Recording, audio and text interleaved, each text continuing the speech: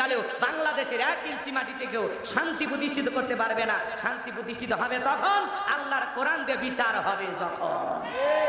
রাগ করতেছেন? আল্লাহর কোরআন দিয়ে বিচার করা লাগবে, এই কথা কার? যারা কোরআন দিয়ে বিচার ফয়সালা করে না ওরা কি জানে?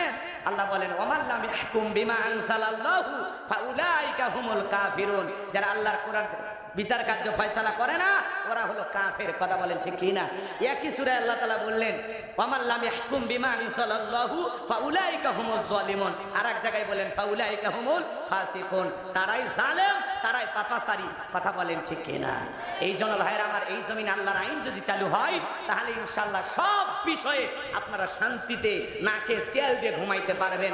কোনো ধরনের চুরি, ছিনতাই, ডাকাতির মতো ঘটনা বাংলার জমিনে ঘটবে না।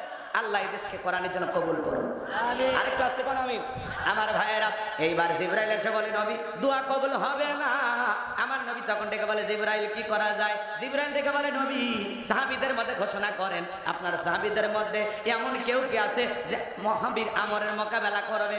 আমার নবী এই কথা শোনার পরে ডেকে বলেন আমার সাহাবীরা আল্লাহ তাআলা দোয়া কবুল করে নাই, তোমরাই বলো তোমাদের মধ্যে এমন কেউ কি আছো যে আমরের সাথে মুখোমুখি মোকাবেলা করবা? নবীর কোন সাহাবী দাঁড়ায় না। হযরত আলী দাঁড়িয়ে গেলেন, বলেন আল্লাহু আকবার। আমার নবী তখন ডেকে বলে আলী তুমি